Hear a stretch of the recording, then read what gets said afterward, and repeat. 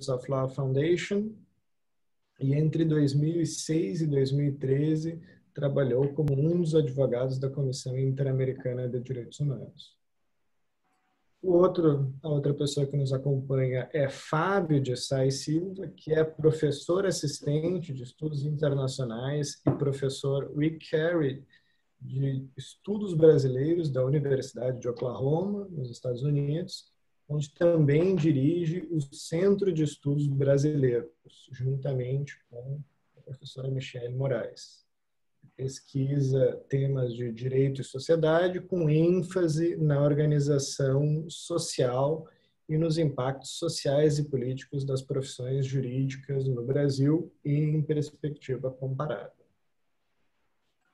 Explicando a todos, a professora Hélida Laures é a terceira pessoa convidada a compor essa mesa. Ela, há alguns minutos, enviou uma mensagem dizendo que teve um contratempo, que está terminando, né, uma atividade, mas espera se juntar a nós até o final dessa atividade. Então, a professora Hélida Laures é doutora em pós-colonialismos e cidadania global pelo Centro de Estudos Sociais da Faculdade de Economia da Universidade de Coimbra e atualmente faz parte da coordenação executiva da organização Terra de Direitos.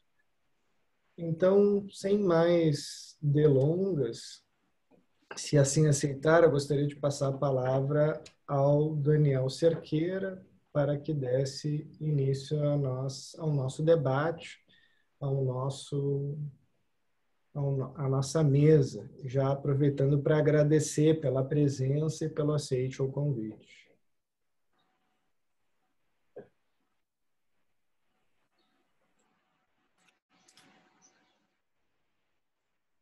Agora sim, vocês estão me escutando? Ótimo.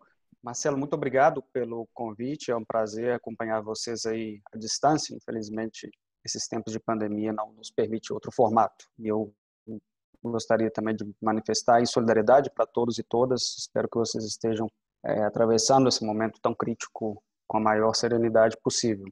Eu, nesse momento, estou falando da Colômbia, da cidade de Armênia, aqui no R Cafeteiro. Eu moro normalmente em Washington DC, eu digo normalmente porque pelo trabalho na Fundação para o Devido Processo, eu costumo fazer também muitas viagens, inclusive tinha uma viagem prevista para Manaus agora em novembro, que foi adiada, espero que para novembro do ano que vem. Quem sabe numa dessas poderia até encontrar alguns e algumas dos participantes. Eu vou tentar abordar de uma maneira bastante informal e livre essas discussões, porque é muito difícil categorizar, digamos, através de uma apresentação assim tão, eu diria, escolástica, né, como se tivesse um hilo ou um fio condutor tão metodológico, eu diria, para falar desse tema, né? Pelo próprio título, Backlash é claramente alusivo a um retrocesso no que se refere a um compromisso internacional em matéria de direitos humanos, que é parte de um processo mais amplo, que é basicamente um backlash da própria concepção de um multilateralismo em matéria de direitos humanos. Esse backlash ele pode ser visto de várias maneiras, né? Eu não tenho nem tempo e nem conhecimento para abordar a partir de uma teoria talvez mais da filosofia política, mas eu gostaria só de pincelar alguns conceitos. A própria noção da internacionalização dos direitos humanos, elas remonta à superação de um momento crítico para a humanidade, que foi a Segunda Guerra Mundial, ou as duas guerras mundiais, né? O que o Hobsbawm, esse historiador britânico, define como a era da catástrofe, que é alusiva às duas guerras mundiais da primeira metade do século passado, onde o sistema internacional, que tinha basicamente os princípios desenvolvidos desde a época westfaliana, a Paz de Westfália, muitos aí, espero, né, estudantes de relações internacionais conheçam bem. Ele cria um modelo do sistema internacional de estados, apesar do que nesse momento era um acordo de paz, a primeira vez que um acordo de paz na Europa não menciona a palavra Deus, basicamente dá uma espécie de laicização das relações entre principados soberanos, que é uma espécie de proto-organização que daria origem aos estados nacionais na Europa, né? E a partir desse momento, a Igreja Católica, o Sacro Império Romano Germânico, ele cede o poder a favor dos principados alemães na Europa Central, e no final das contas, essa noção de que a soberania era basicamente a capacidade de ditar a ordem, ditar as leis dentro de um determinado território, com o monopólio legítimo do uso da força, define a própria noção que a gente teve do sistema internacional estatal.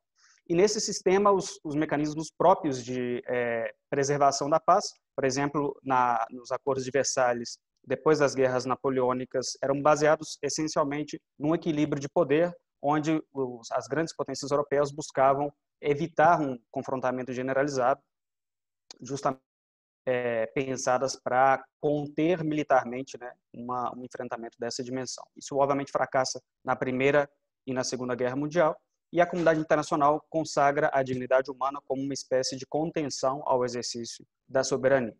Nesse contexto, então, duas novidades surgem, né, a partir da Carta das Nações Unidas. A própria noção que existem contenções, eu diria, éticas, que, em termos mais, talvez, amplos ou não jurídicos, os direitos humanos são precisamente o aspecto ético das relações entre os Estados, onde interessa a cada integrante da comunidade internacional, em termos dos Estados nacionais, a forma como outros governos tratam os seus nacionais ou qualquer pessoa sujeita à sua jurisdição. E o outro mecanismo é basicamente um regime de segurança coletiva, onde os Estados se comprometem a seguir certas regras e princípios, e também procedimentos de toma de decisão, onde o Conselho de Segurança tem um papel aí que não existia nenhum organismo digamos, capaz de exercer da mesma forma esse tipo de contenção também ao exercício da soberania. Alguns problemas que são originários desse mesmo contexto. Foi sabido nessa época que grandes empresas contribuíram de forma determinante para a própria tragédia vivida na Europa e no resto do mundo, na Segunda Guerra Mundial. Uma delas, Hugo Boss. Talvez poucas pessoas saibam que a Hugo Boss foi a fornecedora dos uniformes para o regime nazista na Alemanha. A IBM, que é essa empresa com sede em Nova York, também forneceu toda uma tecnologia para a aparelhagem de inteligência da Gestapo e do exército alemão em geral. Enfim, uma série de empresas também do âmbito petroleiro que contribuíram de uma forma ou de outra para as tragédias vividas na Segunda Guerra Mundial. No entanto, os julgamentos de Nuremberg não tocaram nenhum empresário e nenhuma empresa. Foram concentrados basicamente aos perdedores da Segunda Guerra Mundial, no caso, os grandes hierarcas, né, do exército alemão, e os únicos militares que foram processados em tribunais militares dos Estados Unidos foram 11 integrantes do grupo Krupp, que era um grupo da região da Renânia, da região industrial alemã, no Vale do Ruhr, dos quais, são 12 empresários processados, dos quais 11 foram condenados e todos eles obtiveram um tipo de indulto 5, 6, 7 anos depois da paz na Europa, né? E essa, digamos, concepção de que os direitos humanos eram um mecanismo basicamente de contenção do exercício da soberania era uma concepção natural frente aos horrores vividos na Segunda Guerra Mundial, onde basicamente os Estados soberanos eram os grandes responsáveis, né? Mas durante pouco tempo, ou seja, durou pouco para a comunidade internacional começar a perceber que as grandes empresas transnacionais também tinham essa capacidade, primeiro, de cometer graves violações de direitos humanos e também, de alguma forma, ser um fator ou um ator determinante para a proteção e garantia dos direitos humanos. O primeiro chefe de Estado que, de forma solene, traz essa discussão para as Nações Unidas foi o ex-presidente do Chile, Salvador Allende, no discurso épico de 1972, um ano antes de ser assassinado.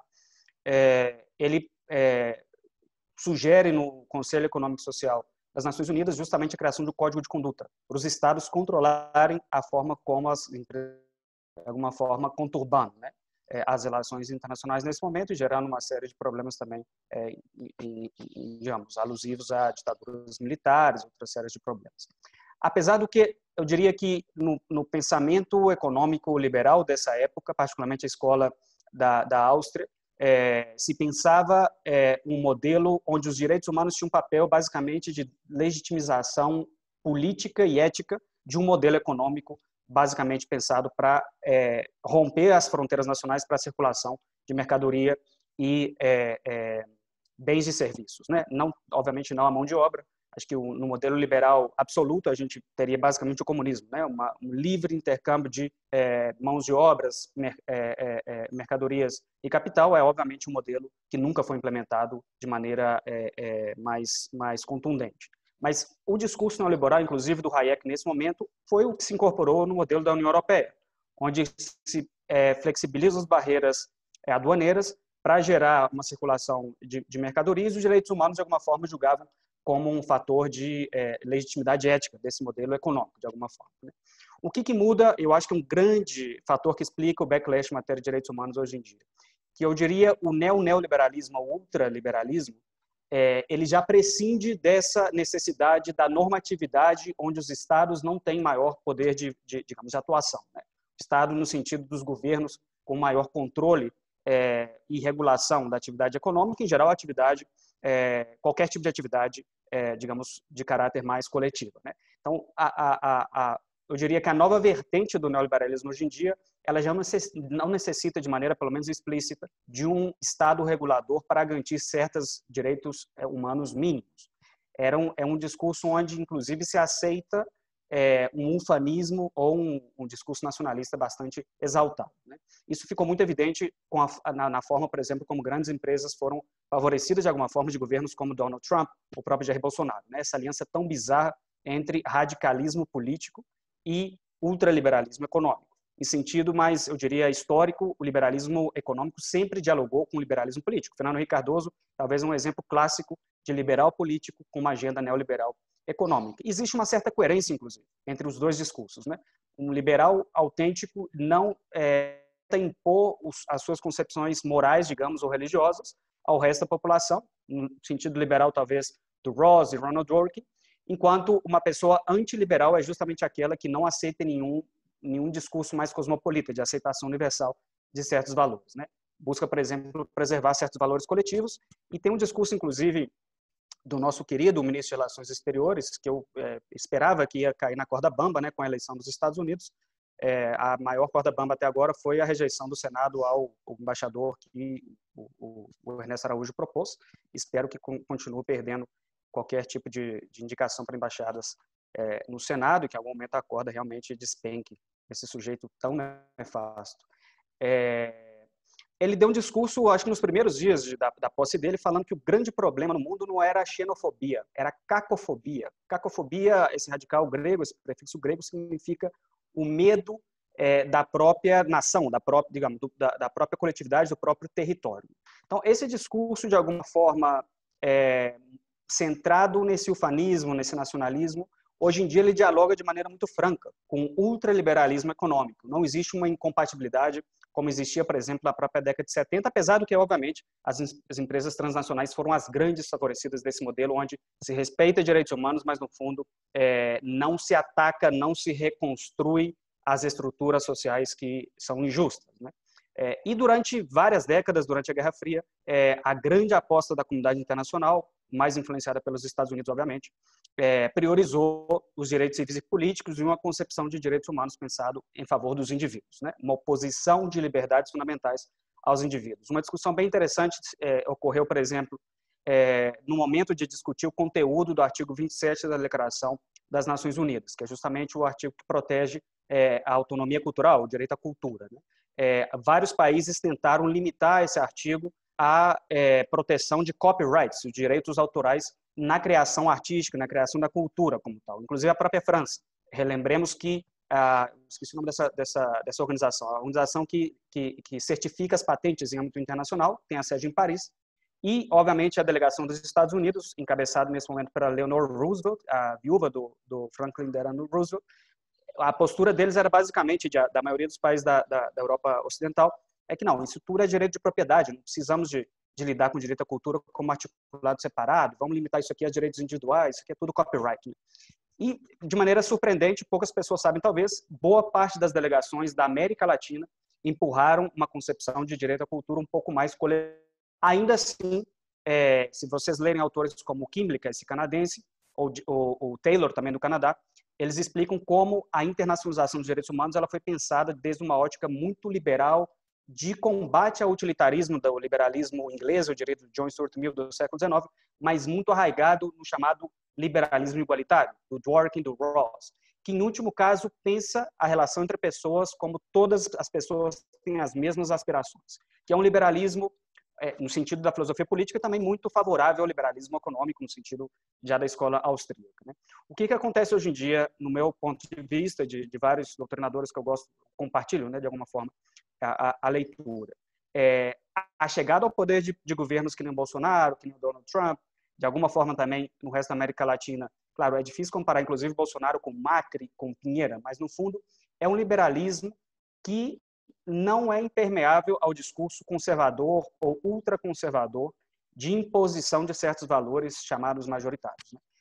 E essa vertente do liberalismo, claramente, ela é totalmente nociva a uma concepção de direitos humanos que, superado o momento da Guerra Fria, isso quem diz, inclusive, autores, por exemplo, da Escola de Frankfurt, como o próprio Habermas, os direitos humanos ele era uma espécie de substituto das velhas vanguardas evolucionárias de emancipação coletiva.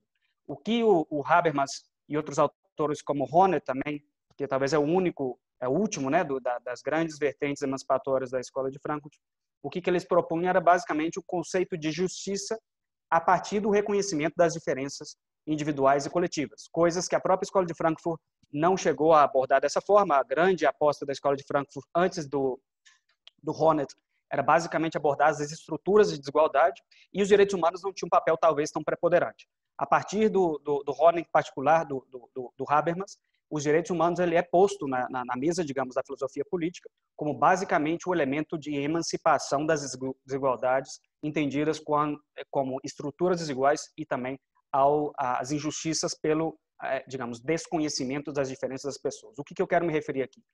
Depois de certas evoluções socialistas, por exemplo, inclusive em Cuba, vários problemas relacionados à discriminação étnicas e contra as mulheres, eu diria que foram, de alguma forma, abordadas de uma maneira um pouco mais, eu diria, efetiva do que em outros países do resto do continente. No entanto, continuaram persistindo uma série de, digamos, prejuízos ou desvantagens históricas para esses coletivos. Justamente porque essa teoria, talvez, da distributiva de que, basicamente, são as estruturas as que impedem o exercício digamos, de certas liberdades ou de certa emancipação como coletivos e como indivíduos, não alcança totalmente um conceito de justiça mais baseado no reconhecimento das diferenças. E esse reconhecimento das diferenças no discurso mais político hoje em dia, por parte de governos como o brasileiro, o argentino até o ano passado, ele basicamente buscava desconstruir todo o avanço no âmbito internacional de uma agenda, por exemplo, de pautas identitárias ou de reconhecimento de direitos sexuais e reprodutivos, sob o argumento de que os direitos humanos eles são basicamente uma lista curta, que os estados se aderem a ele e não podem ser desconhecidos o que a própria Constituição e as leis dos países limitam como sendo direitos humanos. Um exemplo muito, talvez mais empírico sobre isso. Há uns 3 anos atrás, a Corte Interamericana de Direitos Humanos emitiu uma opinião consultiva onde ela reconhece o matrimônio igualitário como uma obrigação estatal de todos os estados do continente, membros do Sistema Interamericano de Direitos Humanos, como um corolário do direito à igualdade, ou à não discriminação perante a lei. A reação de vários governos, incluídos esses que eu mencionei, Piñera, Bolsonaro, o presidente do Paraguai, Ivan Duque aqui na Colômbia, e o Macri na Argentina, publicaram em abril do ano passado um comunicado conjunto descendo, desculpe o francês, descendo o cacete na Comissão e na Corte Interamericana de argumento, usando argumentos, inclusive, técnicos. Margem de apreciação. O que é margem de apreciação? Um conceito mais processal, que foi incorporado no Sistema Europeu de Direitos Humanos, onde se dá uma certa deferência para os estados regularem o alcance de restrições quando isso afeta certas concepções morais, né? Por exemplo, matrimônio igualitário. O Tribunal Europeu de Direitos Humanos ainda não tem uma posição tão favorável ao reconhecimento desse direito, da mesma forma que a Corte Interamericana de Direitos Humanos. Outro assunto típico, fecundação in vitro. No sistema interamericano já existe uma sentença num caso contencioso declarando que a proibição absoluta da fecundação in vitro viola uma série de direitos, não só das mulheres, mas da própria família, né, que é um direito protegido na Convenção Americana. A reação desses governos que representam, de alguma forma, essas frentes políticas, que têm esse conceito moral muito arraigado, é basicamente no sentido de que isso é uma questão que o direito internacional não tem nada a falar. É simplesmente uma questão dos estados, e se a maioria da população desse estado elege representantes que representam valores católicos, valores cristãos, de alguma forma, isso é o direito e é a concepção da família nesses órgãos. No meu entendimento, a Corte Interamericana ainda não cedeu à pressão desses estados e nem a Comissão Interamericana, apesar de algumas derrotas recentes. Eu não quero fazer proselitismo aqui também, mas a forma como os estados conseguiram, né, retirar o anterior secretário executivo Paulo Abrão foi claramente uma reação de governos conservadores. Existem vários fatores ao redor disso, mas eu gostaria de centrar num em particular que é evidente, é impossível de negar. Governos conservadores que não aceitam justamente uma ampliação da agenda em certas pautas como pautas identitárias, reconhecimento de direitos que não estão expressamente na Convenção Americana, mas que, através do exercício interpretativo, tanto a Comissão quanto a Corte Interamericana reconheceram. E nesse contexto, eu considero que ainda a salvaguarda da jurisprudência e da autonomia desses órgãos estão numa corda bamba talvez mais frouxa que a corda bamba do Ernesto Araújo, porque vai haver uma eleição para a Comissão e para a Corte Interamericana no ano que vem. 4 cadeiras da Corte Interamericana estão em jogo, e no caso da Comissão Interamericana, potencialmente 3. Não é claro ainda se o governo Bolsonaro vai reconduzir a candidatura da Flávia Piovesan. Eu acho bem provável. Existiu aí em bom mineirês, uns pega para capar entre a Flávia e o Bolsonaro quando a Flávia era secretária de Direitos Humanos, pelo tema do Fórum da Justiça Militar para investigar casos de violação do direito à vida, né, por parte de policiais. E não é necessário conhecer a biografia do Bolsonaro para saber que ele é movido pela bilis, né, pelo rancor. Por mais que a Flávia dialoga muito com o Centrão, com o PMDB, ela foi secretária do próprio Temer, e hoje em dia o Centrão é o governo, de fato, no atual contexto brasileiro. Eu acho bem improvável, francamente, que o Bolsonaro nomeie a Flávia para recondução. E quem sabe o que vai vir. Há uma semana atrás, ou alguns dias atrás, foi anunciado a candidatura de um advogado constitucionalista sem nenhum prestígio, sem nenhum reconhecimento, verdade seja dita. A única virtude dele foi ter sido integrante do Instituto de Estudos do Direito Público do nosso querido ministro... Ai, Jesus, eu esqueci o nome do sujeito. Esse do Mato Grosso que adora adotar decisões contra direitos dos povos indígenas. Gilmar Mendes. E é claramente uma concessão do governo atual a, digamos, essa balança de poder onde o Centrão está basicamente devorando o que resta do bolsonarismo. Então, nesse contexto, eu estou dando só o exemplo do Brasil. Virão outras candidaturas propostas também por outros governos de direita.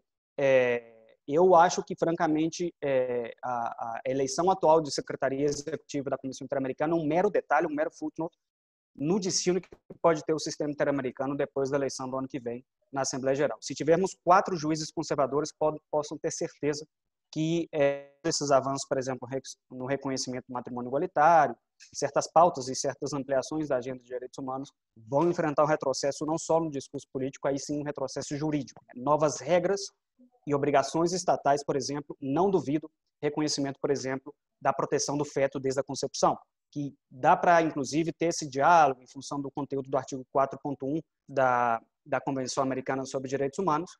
No entanto, os órgãos do sistema interamericano conseguiram, de maneira muito inteligente, eu diria, driblar essa própria imposição ou digamos, limitação normativa para não proibir, digamos, o aborto, pelo menos de maneira direta. Eu acredito que com uma configuração mais conservadora desses órgãos virá talvez aí um cenário bastante mais preocupante. Eu não quero ser extremamente fatalista, eu acho que existem ainda algumas margens de manobra para lidar com isso. No entanto, eu acho que a gente está numa situação onde o melhor que a gente pode fazer é tentar manter o parâmetro jurídico que preserva um pouco esse consenso de que o multilateralismo e o globalismo ela é uma conquista da humanidade, e se pensarmos como era a comunidade internacional antes da Carta das Nações Unidas, onde não existia esse multilateralismo em matéria de direitos humanos, aí sim era basicamente guerra de peixeira no escuro, como se diz, né? Os estados faziam o que lhe aprovesse e não existia nenhum mecanismo de chamar a atenção, por exemplo, pelo que acontece em outros países. Só para fechar esse argumento, é muito interessante ver também a incoerência de certos governos, né, que, por um lado, rejeitam de maneira absoluta qualquer intervenção internacional ao que acontece em matéria de direitos humanos no seu território, Bolsonaro inclusive, no entanto, utilizam pronunciamentos dos organismos internacionais de direitos humanos quando lhes convém, por exemplo, para fuçar um pouco o que está acontecendo na Venezuela, em Cuba e em outros países. Eu sou da teoria de que esses países enfrentam graves crises de governabilidade. Eu posso qualificar, inclusive, o atual regime da Venezuela, francamente, como uma ditadura. No entanto, é bem interessante que quando o Brasil quer atacar o governo do Maduro ou quer abordar a situação da Venezuela, utiliza de maneira muito tranquila e sossegada relatores da Comissão Interamericana de Direitos Humanos, do Alto Comissariado da ONU para Direitos Humanos, e quando esses órgãos criticam o Brasil, o que eles dizem, não, é o marxismo cultural nos âmbitos internacionais me atacando e tudo. Então, essa contradição é bastante notável nos discursos de certos governos, como o caso do governo Pinheira e também do governo Bolsonaro. Eu sei que dá para falar horas ou dias sobre isso, mas eu gostaria só de pincelar alguns aspectos e talvez seria mais interessante reagir a comentários e a exposição também dos meus companheiros no painel. Muito obrigado, Marcelo, e um prazer estar acompanhando vocês. Obrigado, Daniel, pela exposição. Certamente o pessoal já está anotando essas perguntas, essas considerações.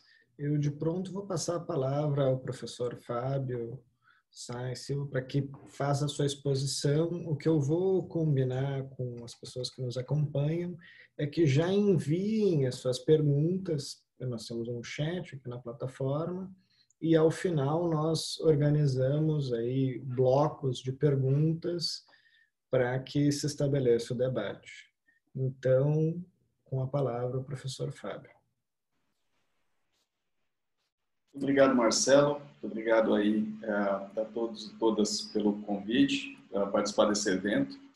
É um grande prazer estar aqui com o Daniel, esperando aí esse Aélida se junto a nós também.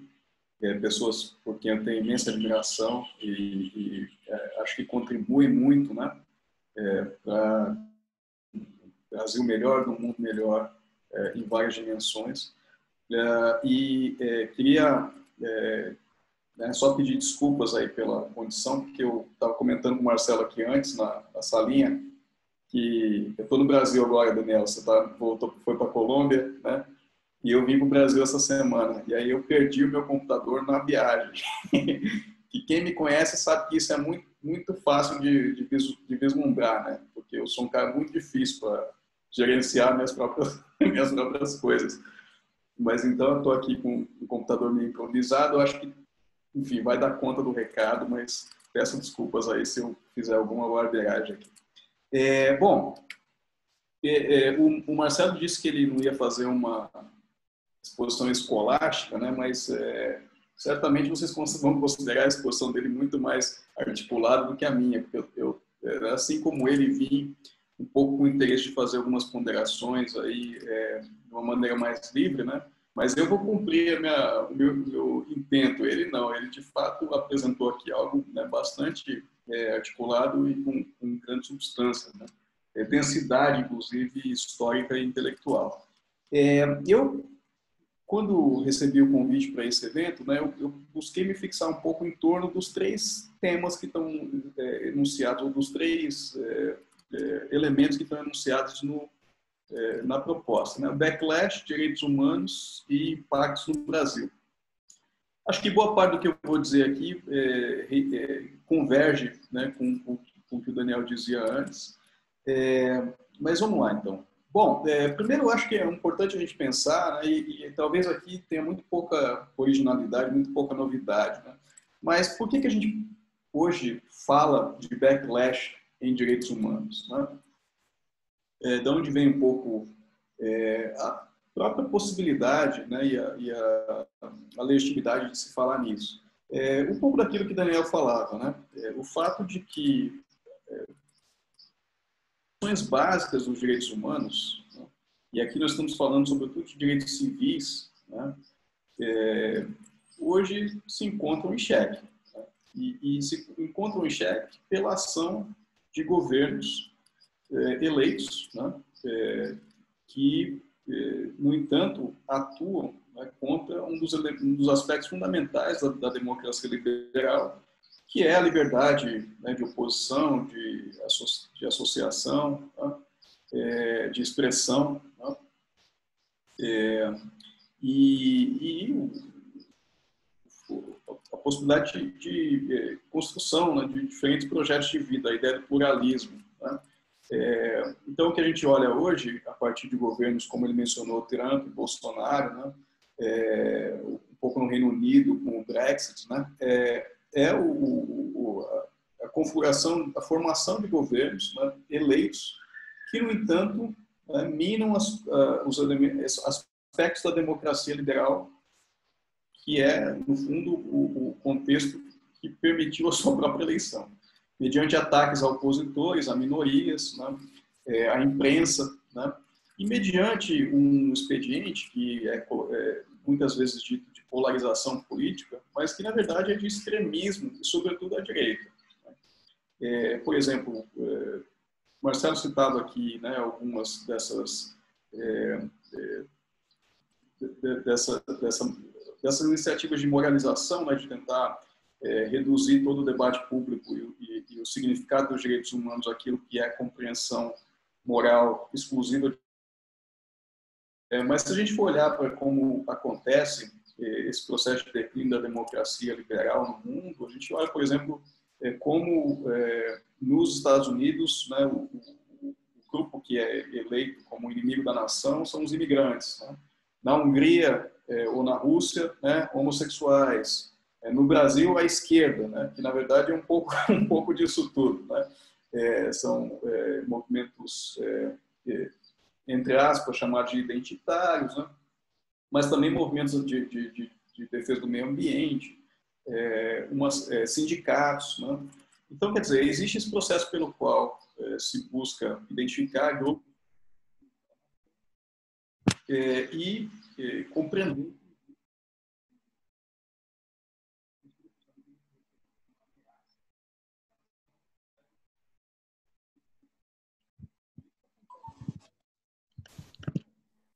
Professor Fábio, nós não estamos lhe escutando. Não sei se é o microfone. Oi? Agora voltou. Desculpa. Parou aonde?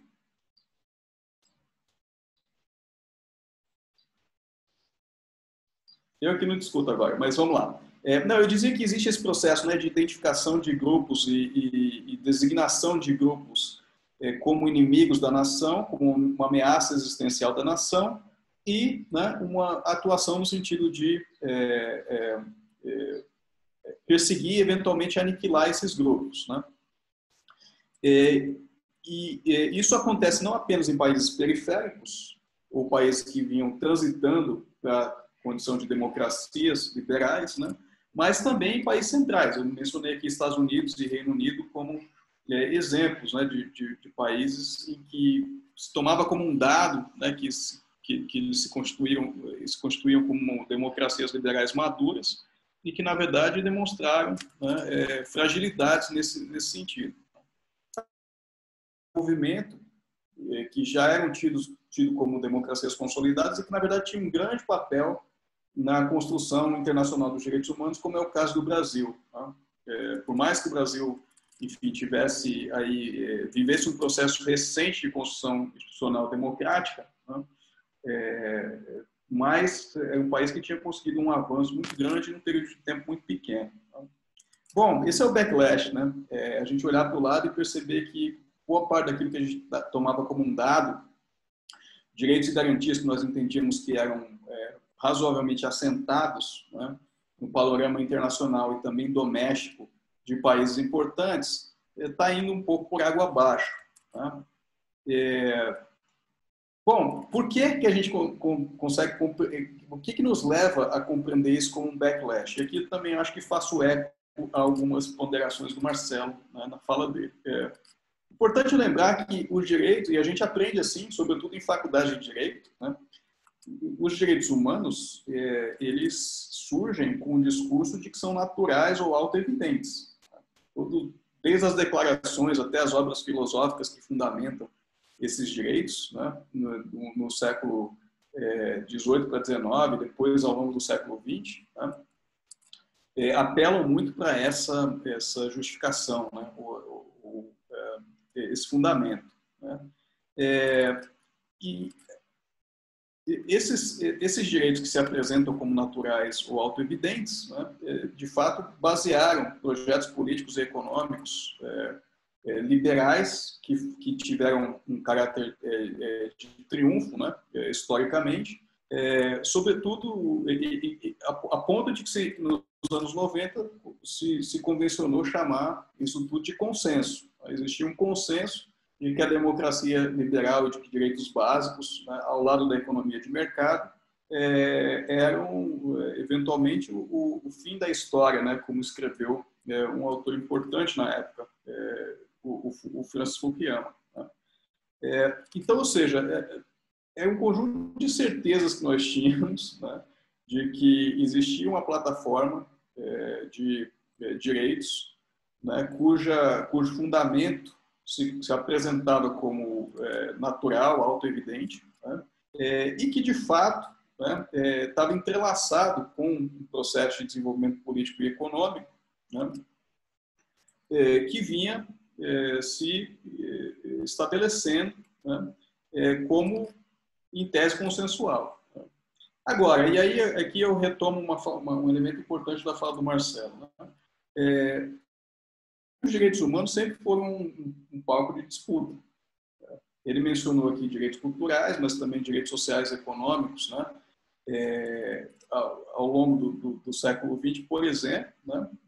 Foram debatidos, né? E foram objeto de disputas importantes. Isso para não falar no chamado direito de terceira ou quarta geração ou dimensão, né? Que me parece que trazem também um componente contencioso, né, que não é trivial. É só olhar os debates, por exemplo, sobre aquecimento global, ou mesmo os debates de saúde pública, né, que nós estamos observando hoje. Né? Como questões como o meio ambiente, né, por exemplo, podem ser contenciosas, né, na medida em que, em parte, desafiam a dimensão econômica, né, desse projeto, a partir do qual os direitos humanos se consolidaram como paradigma, né, político. Então, o que eu estou querendo dizer aqui é que eu entendo que o que nós estamos vivendo nesse momento deveria ser compreendido como, em primeiro lugar, um novo estágio, né, na expressão do caráter político dos direitos humanos. E é assim que nós deveríamos encarar isso. É mais um momento no qual os direitos humanos, que têm uma natureza essencialmente política, é um espaço onde se discutem projetos, né, de sociedade, projetos, formas alternativas de se compreender quem nós somos, para onde nós queremos ir, né? Esses direitos humanos, nesse momento, se encontram num novo estágio, né, desse processo de disputa e, eventualmente, de redefinição. Eu acho que esse é o risco para o qual o Marcelo chamava atenção, né?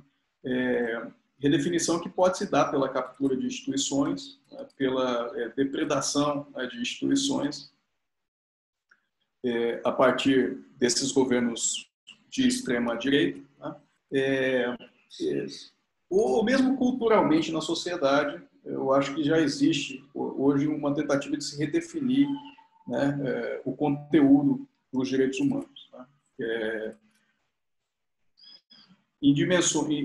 nas suas várias manifestações, né, civis, econômicos, sociais, culturais, obviamente, né, de terceira ou quarta geração, dimensão, né, mas também de civis e políticos, né, que é a camada, vamos dizer assim, dos direitos humanos que a gente achava que estava mais bem assentada, né?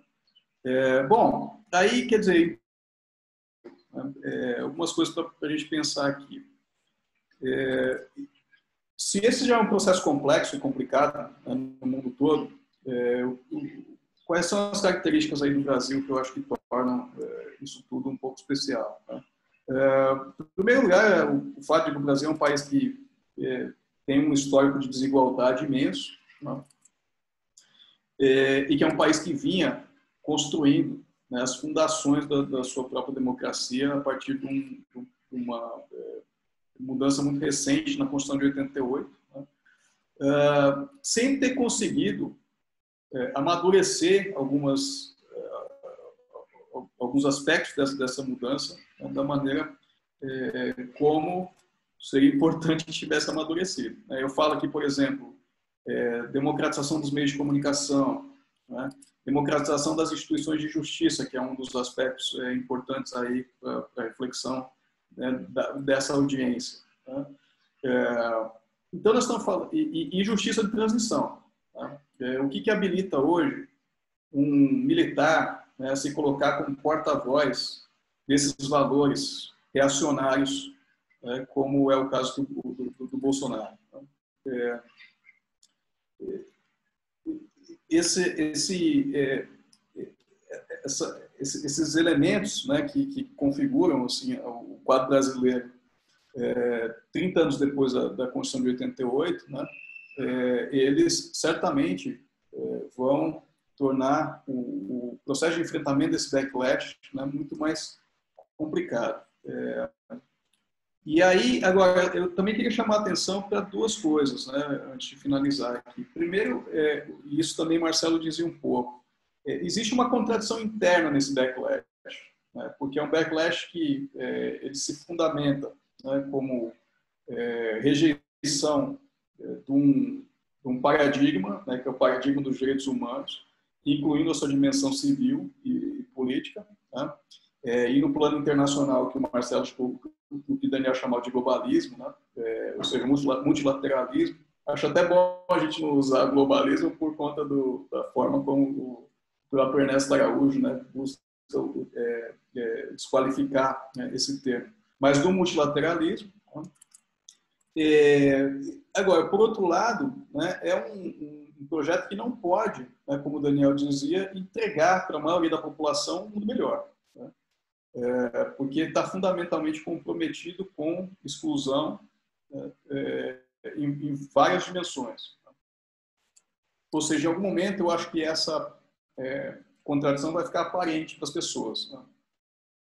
E aí, enfim, resta entender um pouco que tipo de reação isso pode galvanizar e que tipo também de táticas, né, da extrema-direita. A gente já vê muito aí a questão das fake news, né, e da desinformação, mas que tipo de táticas a extrema-direita vai continuar utilizando, né, para esconder essas contradições e para tentar se manter, né, no poder.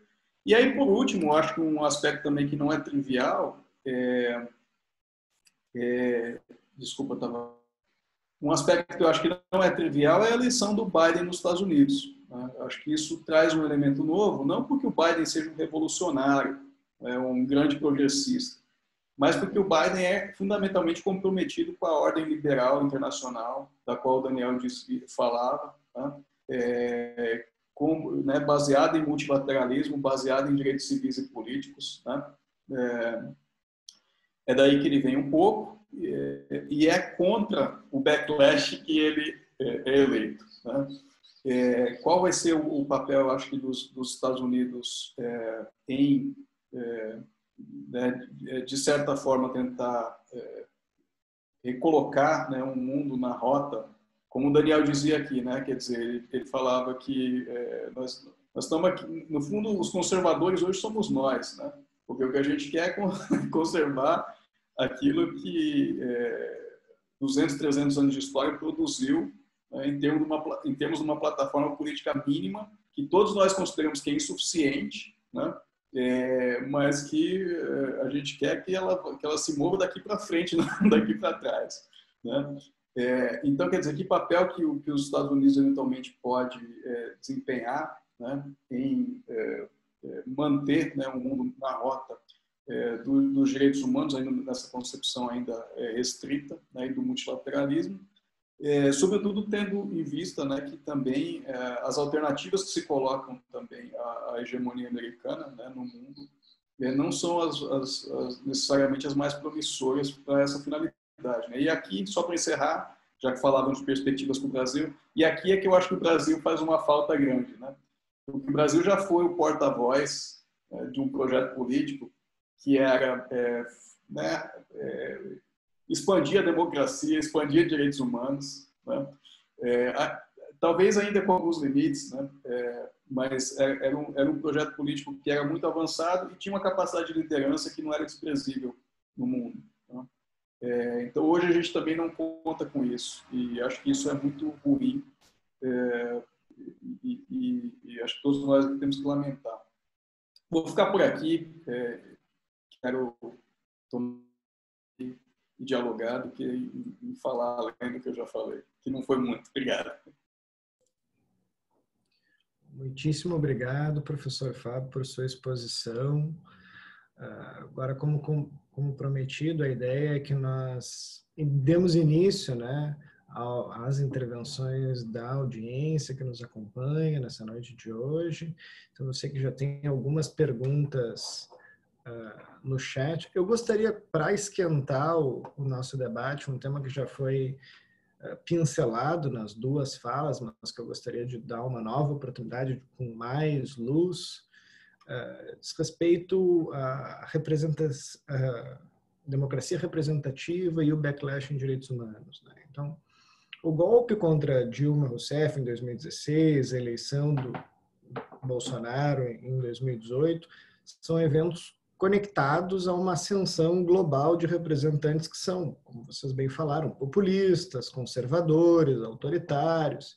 E, para não sair da nossa região americana, se conectam com a eleição de presidentes como Pinheira, como Duque, como Macri, ou em golpes como o que levou à presidência da Bolívia, a Inés. Então, esses nomes, de alguma forma, são a personificação desse backlash em relação aos direitos humanos, né, no âmbito da democracia representativa. Eles representam um repúdio expresso aos direitos humanos. Então, a minha pergunta é, se as últimas eleições, de alguma forma, podem ser encaradas como um termômetro, em especial a eleição dos Estados Unidos e a eleição da Bolívia, podem representar, indicam uma alteração desse quadro? É possível nós esperançarmos o início de um descenso desse movimento autoritário, um futuro melhor para as novas gerações, como a que estava no colo da Júlia? Como é que esse, né, suposto descenso ele pode impactar o movimento de direitos humanos internacionalmente e especificamente em relação ao Brasil? Eu acho que a gente pode fazer mais duas perguntas. Amanda, pode me ajudar aqui com as perguntas? Posso sim, Marcelo. Vou passar para vocês também a pergunta do professor Maués, que ele fez aqui no chat. Prezados Daniel e Fábio, estamos diante de um backlash ou de uma disputa pelo sentido dos direitos humanos? Ele toma os trabalhos da Commission on Unalienable Rights do governo dos Estados Unidos como exemplo de um movimento em favor de concepção minimalista dos direitos humanos, resistente à sua ampliação para o campo econômico ou para as políticas de reconhecimento. Além dessa, acho que a gente vai fazer um bloco de 3, Marcelo? Além dessa, vou passar para vocês mais uma pergunta. Só um minuto que está aqui no chat. Essa pergunta é do Elil. Tomando por base o que o Daniel disse sobre tentar manter minimamente os conteúdos jurídicos em matéria de reconhecimento e garantia de direitos humanos, como fazer isso em tempos de avanço de teses anticientificistas, antiéticas e também de manobras políticas para desconsiderar e deslegitimar o próprio discurso dos direitos humanos e, eminentemente, o direito internacional dos direitos humanos?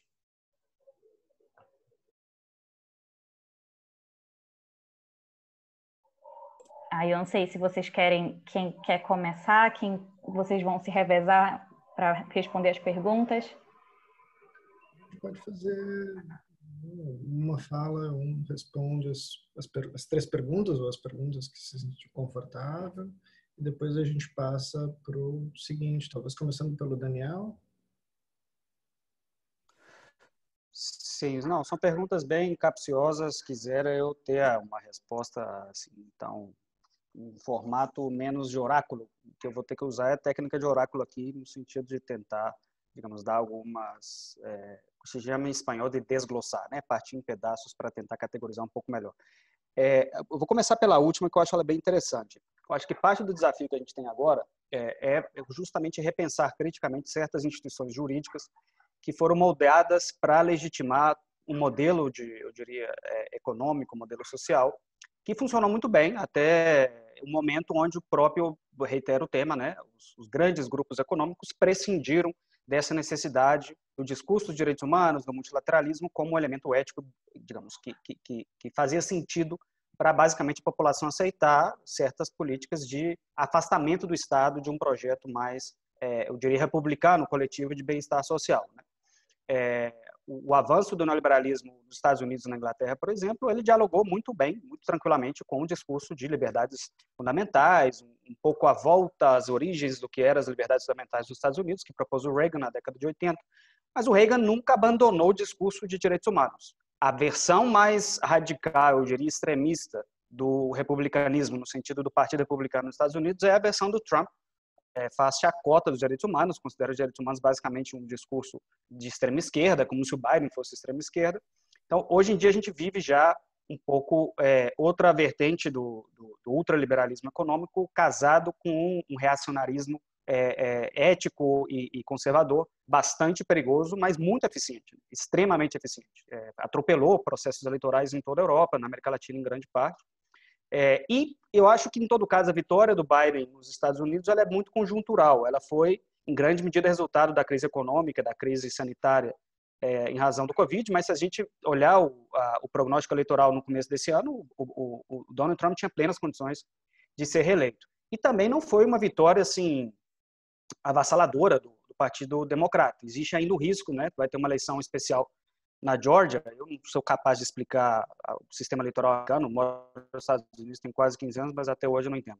Mas, basicamente, na Geórgia não se alcançou o número suficiente de votos para eleger os 2 senadores que cada estado tem, e a eleição vai ocorrer agora em janeiro.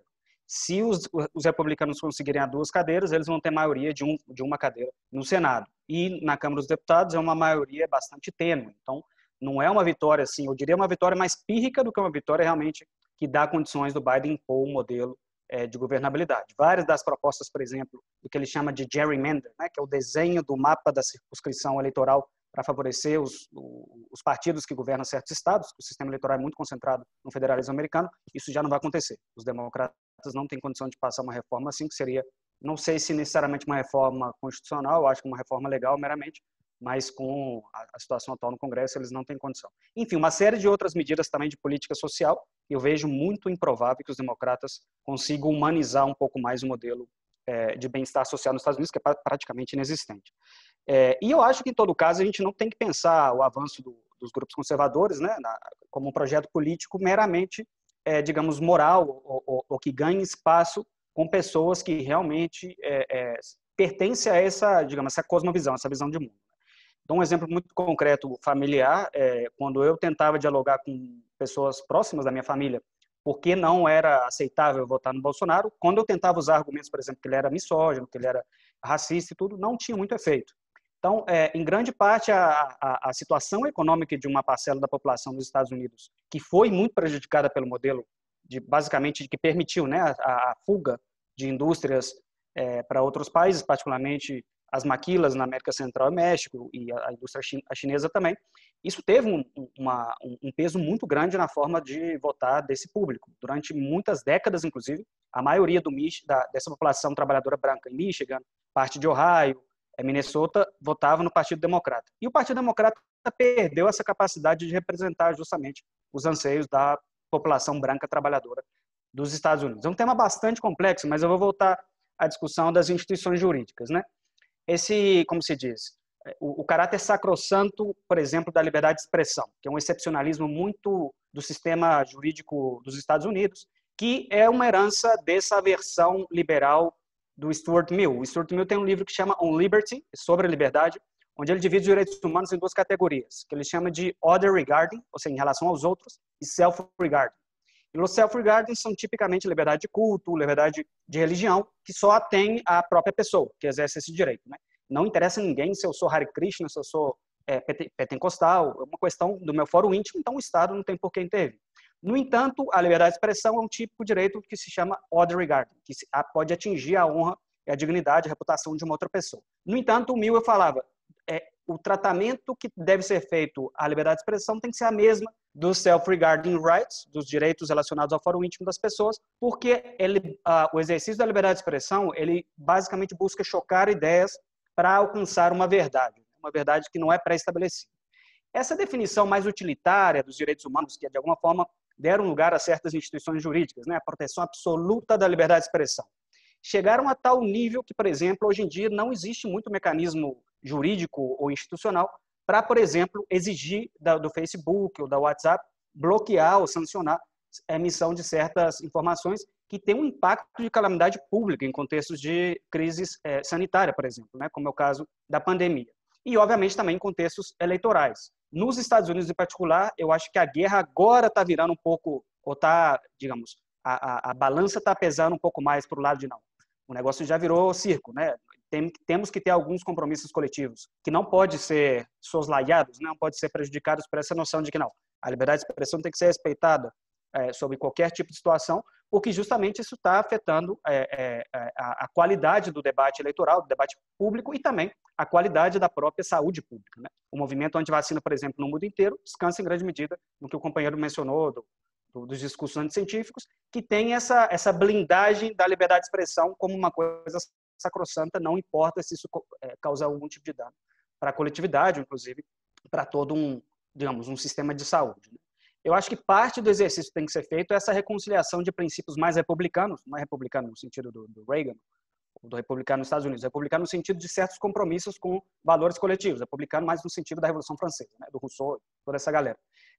E um diálogo dessa concepção dos direitos humanos, onde também se aceita a diversidade de posições que questionam o próprio conteúdo dos direitos humanos. Eu acho que é um erro gravíssimo de liberais, ou eu chamo esquerdistas, como acho que a maioria do que está participando aqui, de pensar simplesmente, não, o discurso religioso, essa noção de, não, o Estado laico, a religião não tem o que falar aqui sobre discussões sobre nenhum tema de caráter moral, né? Quando nos Estados Unidos o próprio Partido Democrata utilizou o imperativo cristão, batista nesse caso, como imperativo dos direitos humanos, falo concretamente do Jimmy Carter, o último presidente democrata que conseguiu conciliar, né, no discurso dele que, não, eu busco respeitar os direitos humanos porque eu sou cristão, é um imperativo bíblico respeitar os direitos humanos. Quando esse discurso começa a sair da política, do discurso político do Partido Democrata, porque os grupos mais identitários ganham mais força no Partido Democrata, não achem que eu sou reacionário, digamos, discurso identitário. Simplesmente eu estou explicando como o movimento religioso batista e conservador religioso nos Estados Unidos encontra muito mais refúgio no próprio Partido Republicano. Na década de 80 com Reagan, de uma forma ainda um pouco menos irracional, e hoje em dia, obviamente, totalmente destrutivo, um projeto de poder que desconhece qualquer, digamos, a intervenção estatal para respeitar projetos de vida, né? E eu acho que no Brasil aconteceu algo similar. Eu acho que quando o PT exerceu 4 mandatos, perdeu um pouco essa vocação também de ser um pouco, né, um vetor de coesão social em vários espaços como sindicatos, nas próprias favelas. As igrejas protestantes ocuparam muito desse espaço, e não só o PT. As próprias igrejas católicas, que em seu momento, né, na década de 80 e 70, faziam muito trabalho de campo com o mandato do próprio Papa, quando chega o João Paulo II, ele basicamente ordena esse trabalho ser retirado, né, da cena da atuação do trabalho social da Igreja Católica, e aí as igrejas protestantes, algumas delas, não tem como generalizar, né, particularmente as neopentecostais, encontram nesses espaços uma força política eleitoral assim, que tem condições de ganhar uma eleição no país como o Brasil, pelo menos chegar no segundo turno. E nesse, digamos, embate, eu acho que os direitos humanos perdeu já a capacidade de ser também incorporado por grupos conservadores, que eu acho um grande erro também pensar que basicamente qualquer religião ou qualquer grupo religioso, digamos, que participa do debate público, debate político, ele é totalmente refratário aos direitos humanos. Existem certas correntes dentro da própria Igreja Católica, das igrejas protestantes, que são totalmente abertas a empregar um discurso de direitos humanos, ou pelo menos não impor a sua própria concepção moral frente a certas discussões, como o próprio aborto e matrimônio igualitário. Posso dar fé disso porque eu tenho vários amigos protestantes que justamente brigam dentro das suas próprias igrejas esse tipo de espaço. E não é um espaço de laicização. Eu faço essa ressalva. A vitória do Biden vai representar uma mudança, uma esperança no backlash de direitos humanos? Com certeza.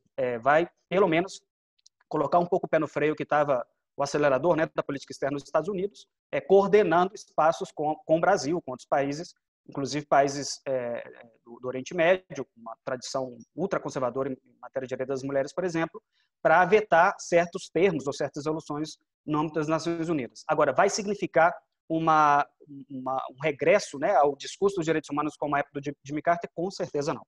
Eu acho que vai ser uma grande água morna, um banho-maria, como foi o governo do Obama.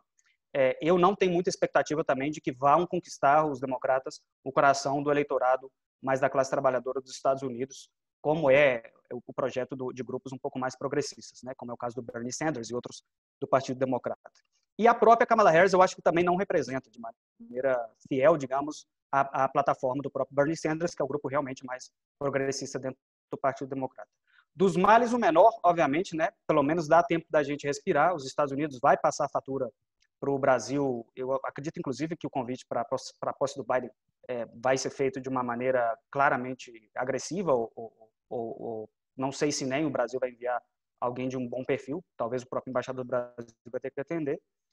E isso já não deixa de ser já também uma contenção um pouco para esse momento que a gente está vivendo até esse ano, que era bem, assim, eu diria, de retrocesso evidente, né?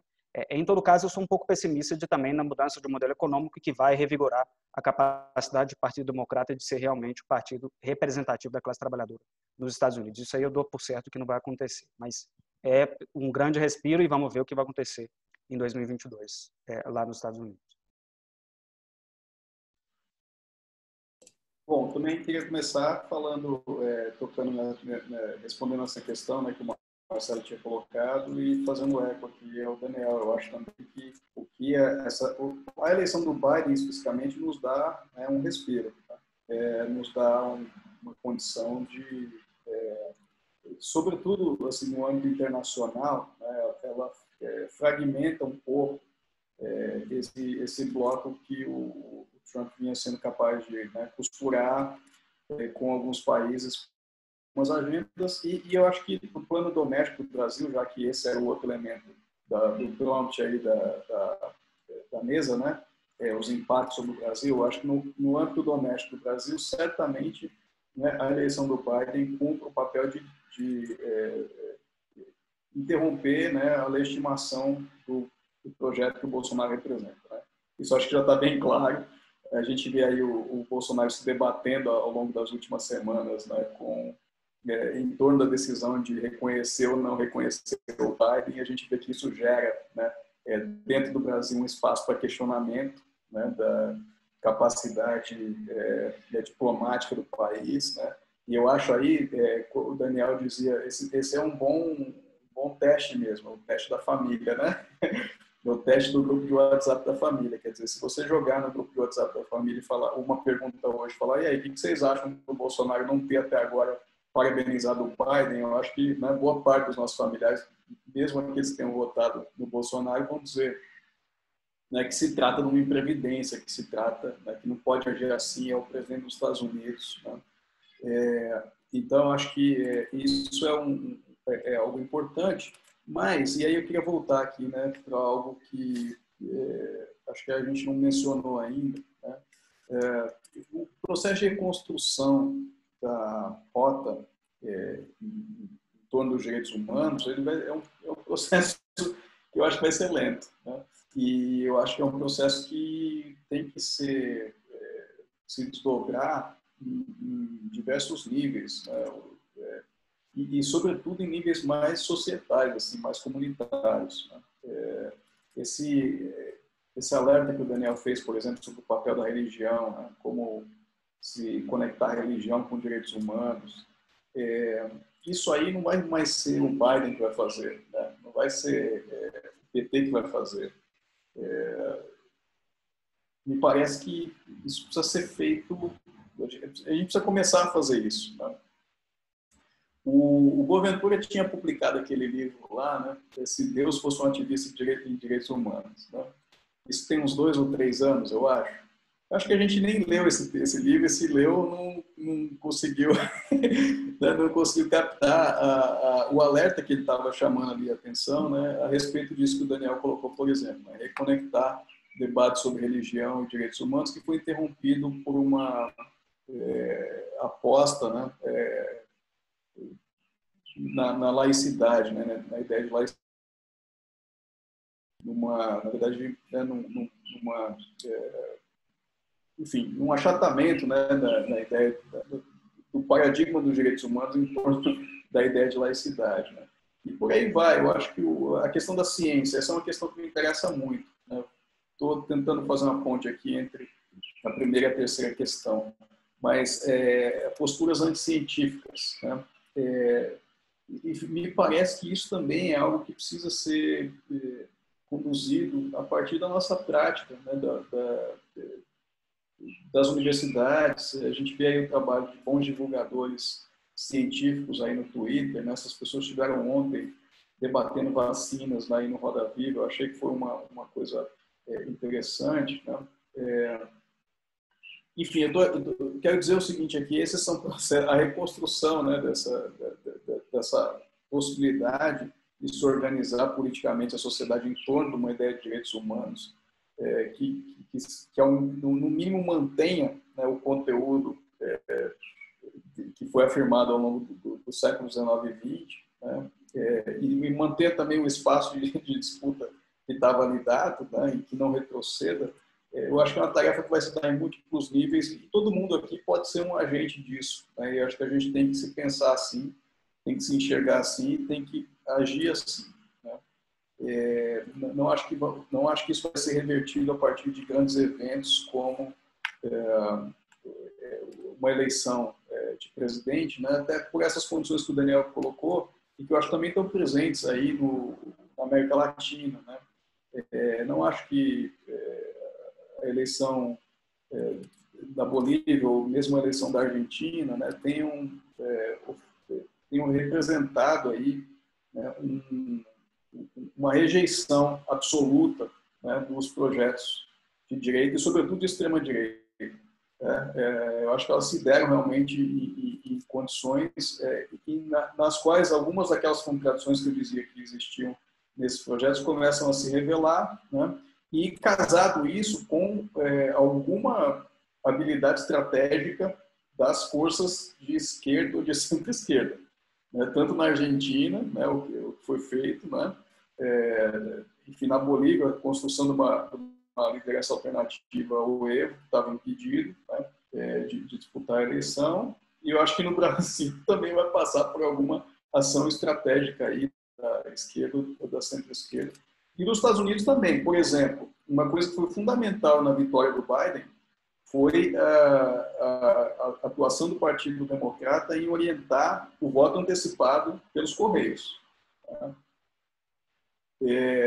Quando o Partido Democrata percebeu, né, que era possível que eles perdessem a eleição por conta de não comparecimento em função da pandemia, sobretudo dado que os democratas são mais atentos, né, às questões de saúde pública dos republicanos, houve claramente um movimento, né, do Partido Democrata de orientar, de ligar para as pessoas e falar: ó, vota, já recebeu sua cédula, olha aqui como é que faz para ir atrás da cédula, né? E se a gente for olhar a vitória do Biden nesses estados que viraram, quase todos eles foram por conta do voto em massa pelos Correios, né?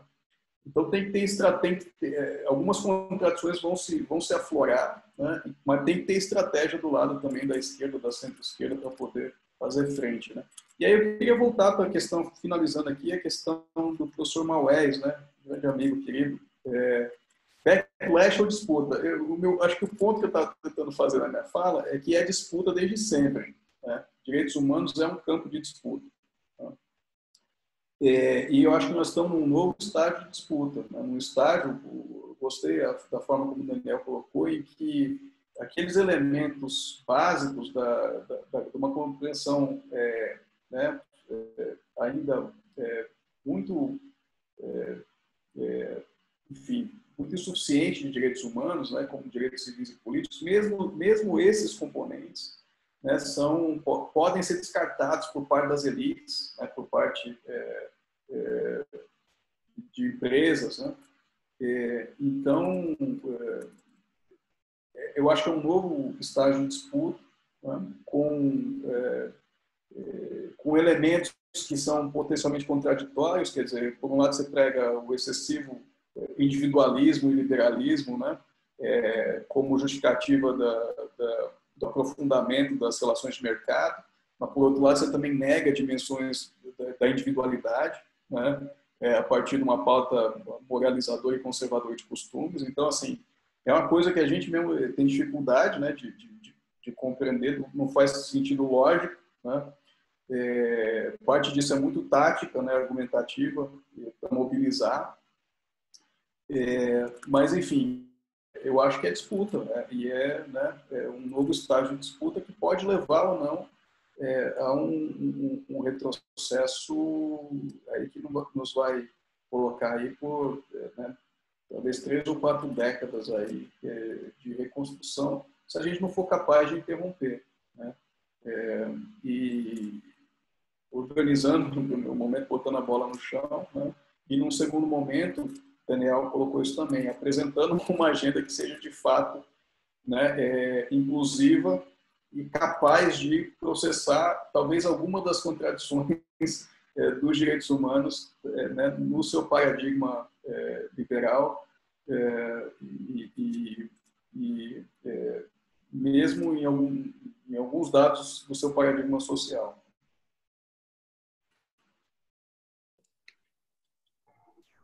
Obrigado, professor Fábio. Obrigado, Daniel. Amanda, eu acho que a gente pode fazer mais um bloco de 3 perguntas e aí a gente depois dá mais um tempinho para os dois fazerem as suas considerações finais. Tá bom, então. Vou passar para o nosso último bloco. Primeiro com a pergunta do professor Jesus Gomes. Ele elogia a exposição de vocês, parabeniza os dois e pergunta: de certa forma, não podemos falar de uma apropriação dos discursos dos direitos humanos pelos grandes capitais internacionais, os chamados poderes selvagens, como se refere Luiz Ferraioli, de forma a manter uma situação de dominação econômica e política, esvaziando o papel do próprio Estado? A segunda pergunta é a seguinte, do Nicolas Machado.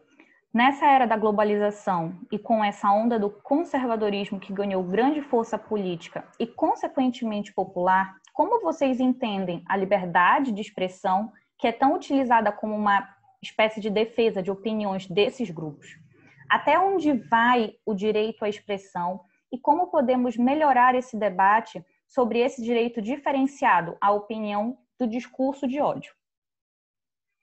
E a nossa última pergunta, da professora Marina. Desde Lagos del Campo versus Peru, perpassando pelo Nuestra Terra versus Argentina, o sistema interamericano e, sobretudo, a Corte tem avançado na proteção dos Desca e ampliando a proteção dos povos indígenas. Seria possível observar um maior rechaço dos estados latino-americanos ao sistema interamericano devido a essas decisões? É isso, eu encerro aqui o nosso último bloco de perguntas já agradecendo a vocês pela interação.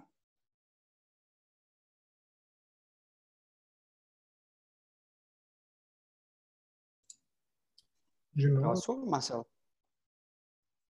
De novo, começamos então pelo Daniel. Tá, vocês estão me escutando? Eu só coloquei a pergunta aqui no chat, eu espero que eu tenha transcrito ela de maneira correta, só para eu tê-la na minha frente aqui.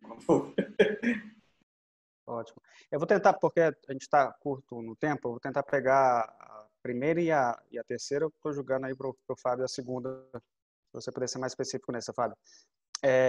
Em relação à primeira, desculpa, a relação a questão sobre a liberdade de expressão e o discurso do ódio. Aí é um bom exemplo de como a instituição jurídica da liberdade de expressão, particularmente no âmbito internacional, ela incorporou esse modelo estadunidense. Eu estou sendo mais específico em relação ao sistema interamericano.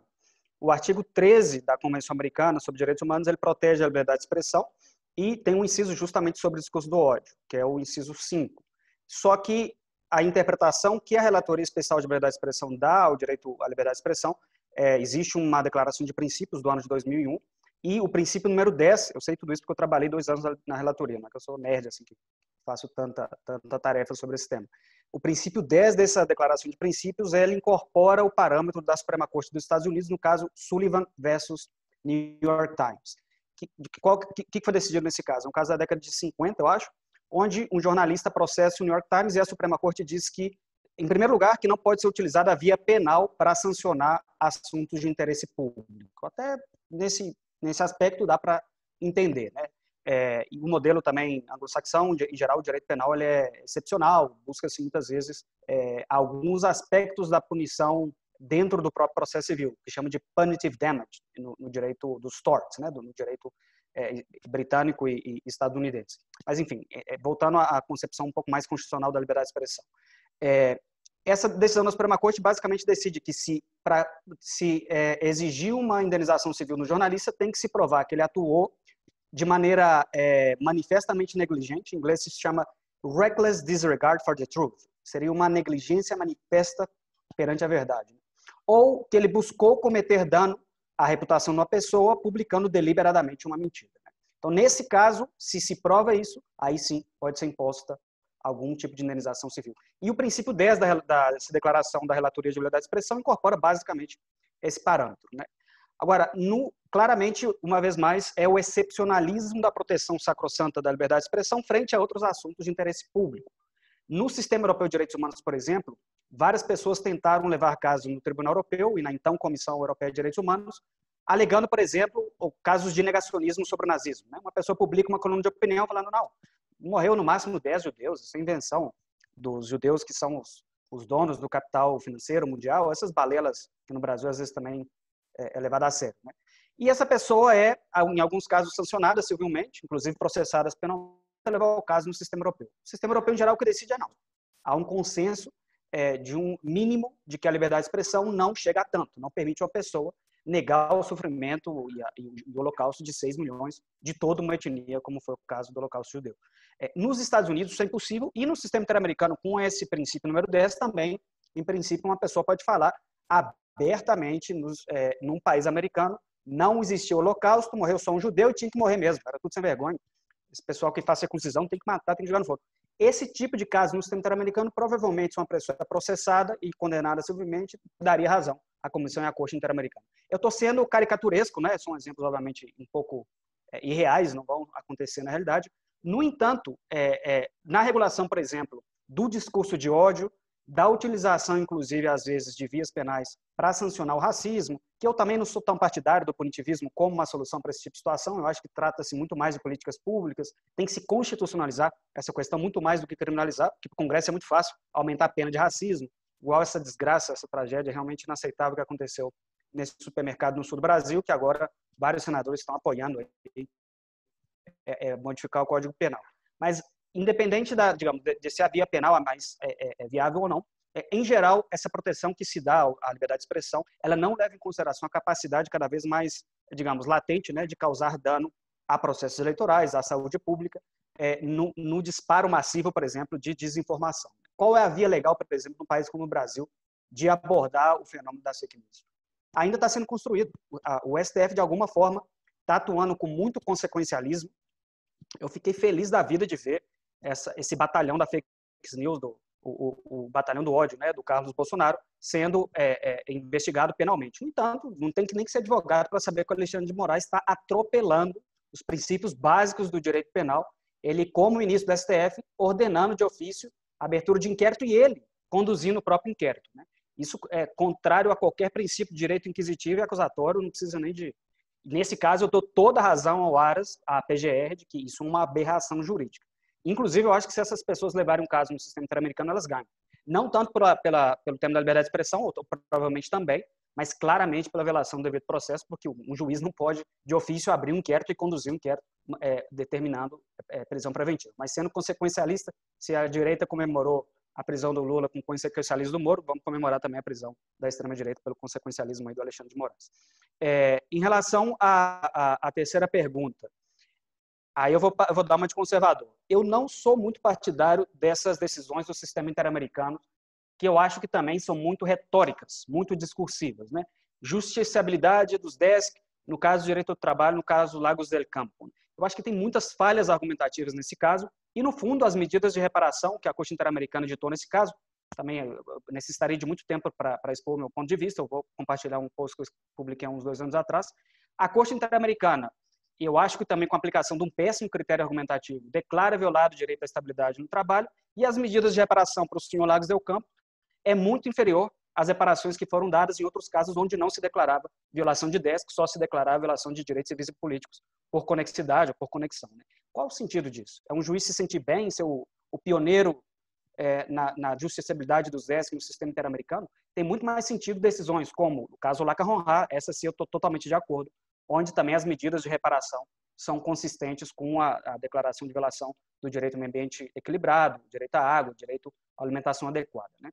Agora, esse pioneirismo e esse suposto garantismo de avançar uma agenda em matéria de DESC não passa por declarar a justiciabilidade dos DESC no artigo 26 da Convenção Americana, somente, pelo menos, né? Discursivamente é muito bem-vindo. Passa também por medidas de reparação estruturais, sobretudo, como aconteceu agora no caso do Brasil, da fábrica de fogos de artifício na Bahia. Eu achei essa decisão muito mais acertada, as medidas de reparação, de maneira, acho assim, deslumbrante, ordena a criação de um plano de desenvolvimento socioeconômico para essa cidade, né, no recôncavo baiano. Isso sim, eu acho que é um avanço jurisprudencial genuíno, e eu acredito, inclusive, que é um avanço ético em matéria de direitos humanos. Falando de avanço ético, não compro essa versão hegeliana de que os direitos humanos é um avanço ético que não retrocede, né?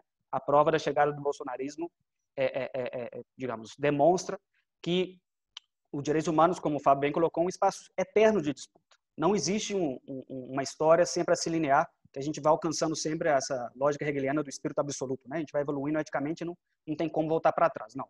Os grandes avanços éticos nas relações internacionais em particular se deram depois de grandes tragédias. A Segunda Guerra Mundial é uma delas, né? Custaram milhões de vidas para a comunidade internacional parar e pensar, não, esse sistema de Westphalia é realmente uma merda. A gente não pode atravessar outra guerra mundial do nível da Segunda. E o que muita gente pensava, né, já virou moda esse termo pós-Covid ou pós-pandemia, todos os eventos hoje em dia colocam pós-pandemia, já vão umas coisas assim, inclusive discussão de engenharia civil pós-pandemia, umas coisas assim. Em particular, advogado, que acho que também tem bola de cristal. Eu realmente não vejo, no contexto da pandemia, um avanço ético no sentido de repensar certos direitos sociais como uma resposta também à crise que a gente viveu, né? A desigualdade no Brasil disparou, em geral, no mundo. Não tenho visto as próprias eleições municipais que foram prova disso, digamos, o fortalecimento de certos discursos de consensos mínimos, né? Particularmente em âmbito social e econômico. Direitos sociais, eu acho que a agenda está sendo posta em perigo cada vez mais. A resposta à pandemia tem sido basicamente flexibilizar ainda mais a intervenção do Estado para recuperar, né, o emprego, todo o prejuízo econômico. E, por outro lado, em matéria ambiental também, não vejo, salvo em alguns contextos da União Europeia, um discurso de que essa pandemia é a manifestação de um cataclismo ambiental que a gente vai continuar vivendo uma e outra vez, né? Isso já está mais do que provado, quem diz isso são os biólogos, os infectólogos, de que o Covid-19 é uma mostra da interação com uma fauna silvestre que tem uma reserva de vírus assim em quantidade impossível, inclusive, de quantificar com o atual avanço da ciência. E uma dessas fronteiras de reservas de agentes, digamos, que podem gerar outra pandemia é a Amazônia brasileira, né? E aí também a gente está brincando com fogo para enfrentar em algum momento outro cataclismo.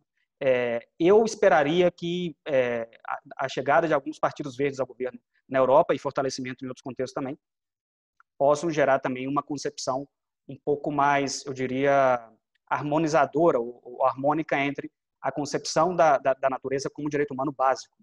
Em geral, o direito ele é muito arrogante no tratamento dos bens naturais, da própria natureza. Em alguns contextos da doutrina já se fala do paradigma ecocêntrico, que se pensa o direito sem sobrepor o direito ao meio ambiente. Uma manifestação disso é o reconhecimento de entidades naturais como sujeitos de direito, a Constituição do Equador, por exemplo. Muito bonito na Constituição, mas o Rafael Corrêa também fez concessão de petróleo, digamos, a todos os cantos na Amazônia equatoriana. Mas, ao menos no discurso normativo, esse paradigma ecocêntrico, eu acho que ele é uma das vanguardas que a gente tem que buscar algum tipo de refúgio, ou se não, essa vai ser uma das várias pandemias. Eu falei que eu não ia usar esse jargão da pós-pandemia, mas eu já estou usando. Agradeço novamente, Marcelo, a oportunidade. Eu acho que esse tipo de espaço, o encanto é rever caras, digamos, conhecidas, como a da Júlia e com a filhinha. A última vez que eu vi ela, a gente estava num momento político bastante mais aceitável no Brasil. Acho que foi em 2012, no evento da AGU. Um abraço aí ao Vermelho. E também conhecer pessoas interessadas, né, nos mesmos assuntos. Eu vou deixar aqui meu e-mail no chat e agradeço também a oportunidade de compartilhar esse espaço com o professor Fábio. Espero que possamos ver-nos aí, se é que há regresso para os Estados Unidos, meu querido Fábio. Mais do que convidado para visitar-nos lá em Washington. Um abraço e muito obrigado. Bom, já prometo, então, começo prometendo a visita para o Daniel, também para o Marcelo, para a Marina que estão lá, porque eu realmente, enfim, quero ser otimista em relação a 2001, achar que a gente vai poder recuperar um pouco da possibilidade de fazer essas conversas aí olho no olho, né?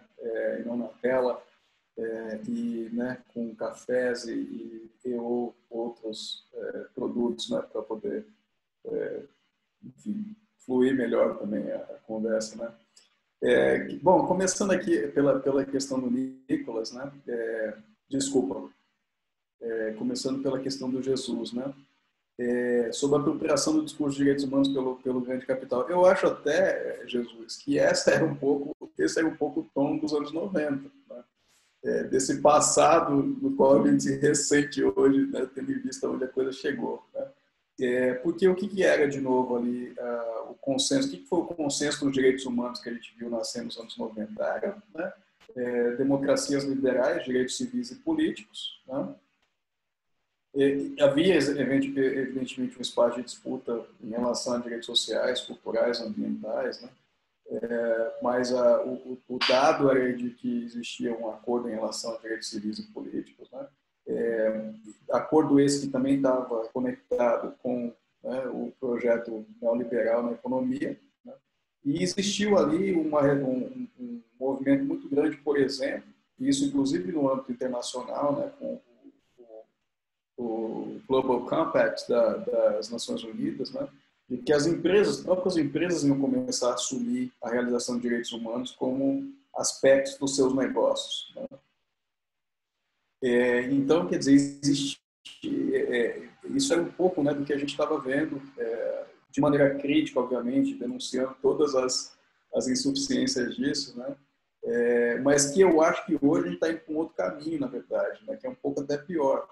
E isso, eu acho que um exemplo disso foi aí no Brasil, ou aqui no Brasil, que agora eu estou aqui, esse evento do Magazine Luiza, né, que convocou lá, fez aquela chamada para trainees negros, né, e recebeu o backlash, né? Enfim, foi uma reação muito grande aí por parte da paulista, negando o racismo, negando raça, né? Isso tudo aí no Brasil, né? Então, eu acho que o que a gente está vivendo agora, de novo, eu tenho um pouco de dificuldade assim, de definir, sabe?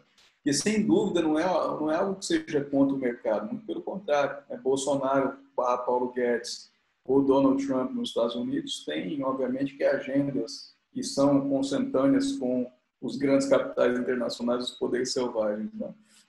Mas isso está casado, né? Tem uma amálgama aí entre isso e ataques, né, a minorias, a ciência, uma série de aspectos aí, identidades, né, que enfim, torna mais difícil e, de novo, nos faz ter alguma saudade, né, do tempo em que nossa tarefa era criticar o caráter reducionista, né, do paradigma liberal dos direitos humanos.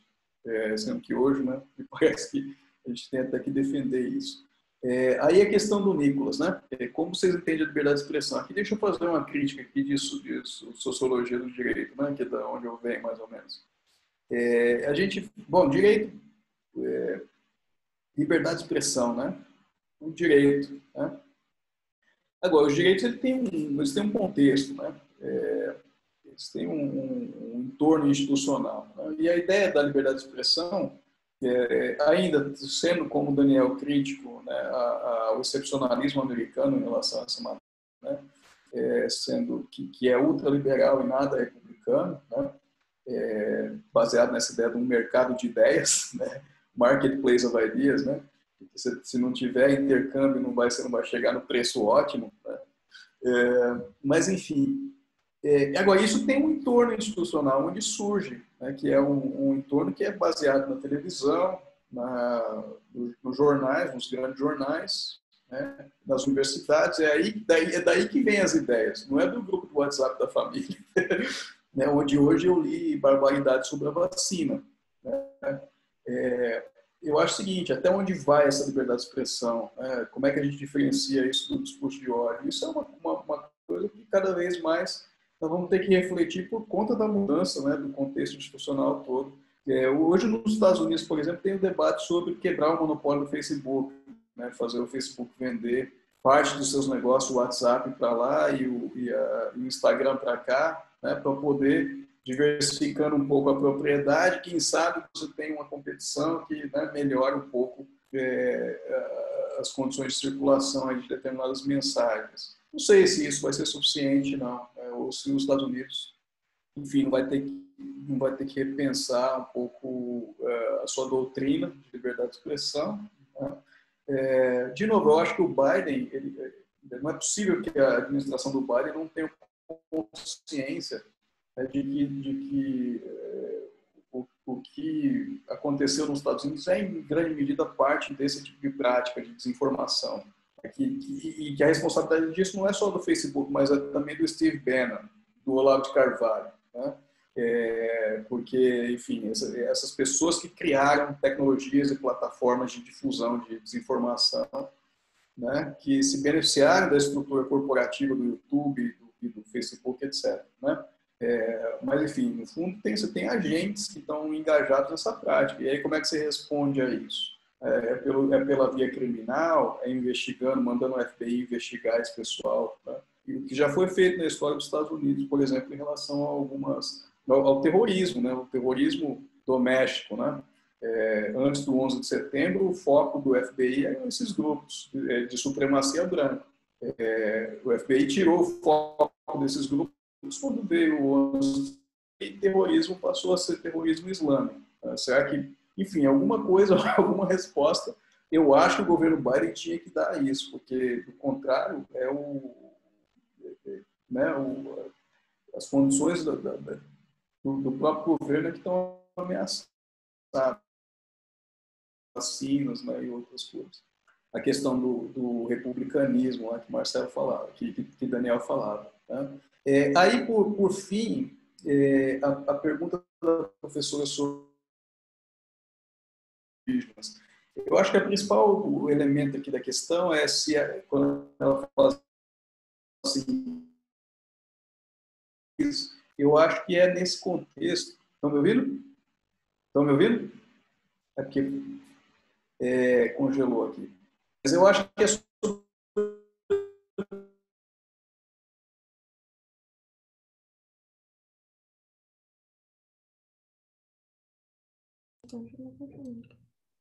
Professor Fábio, nós não estamos lhe escutando. vai ser muito... Então, pois é. Agora deu? Agora... Desculpa. Tá. Eu acho que essa pergunta, ela vem... O principal elemento da pergunta é se haveria um mau rechaço, né? E eu acho que isso tomando por base a emergência de lideranças de extrema-direita, como o Bolsonaro no Brasil, né? Sem dúvida que o Bolsonaro vai fazer o que for. Se não for Daniel deu aqui uma hipótese que eu acho que talvez seja até mais provável, que é de tentar capturar, né, o sistema interamericano, né?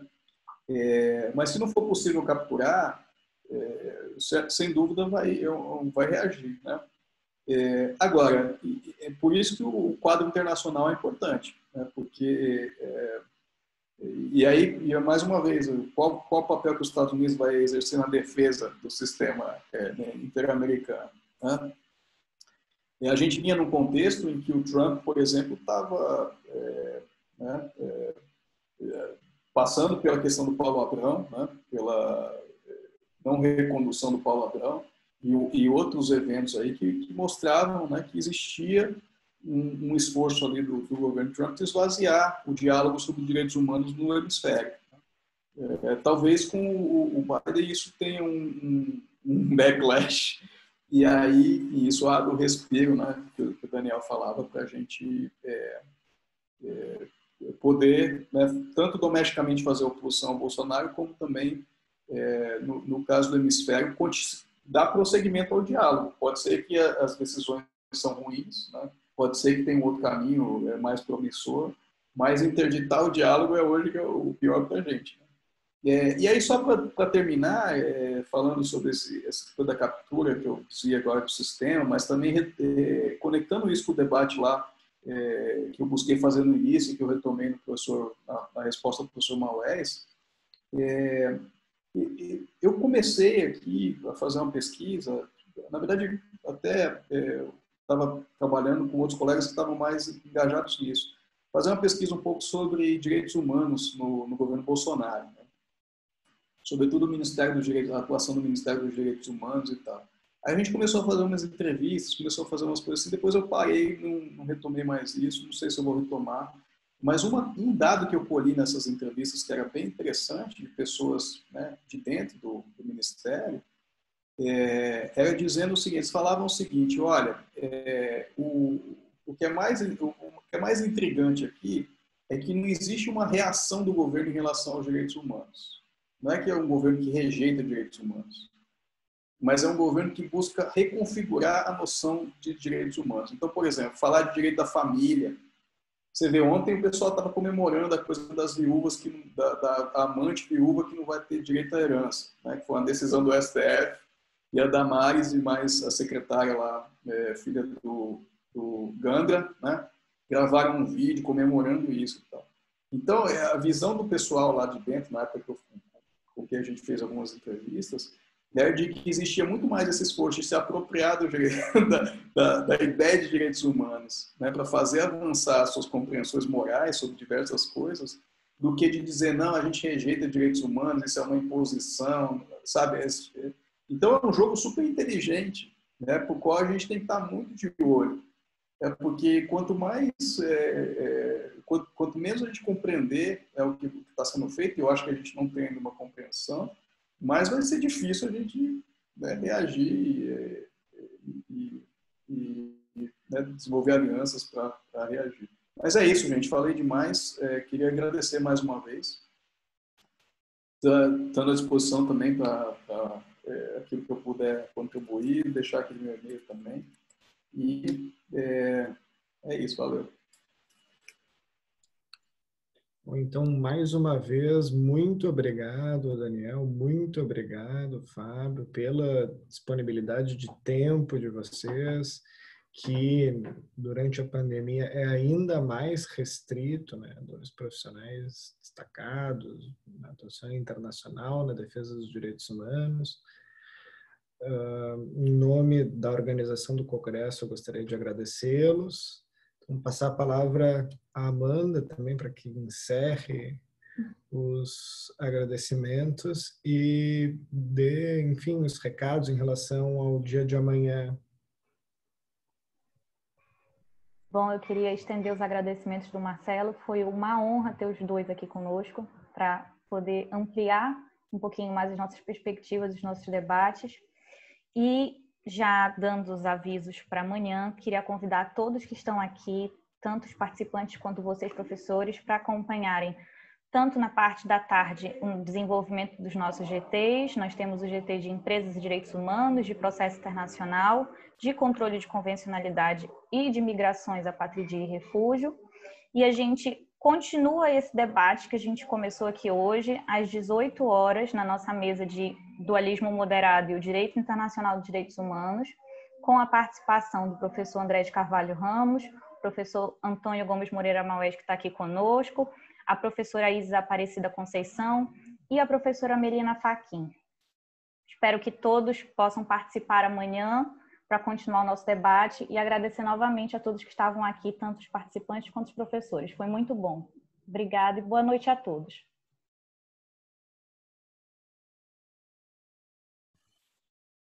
Obrigado. Obrigado, pessoal. Tchau. Boa noite.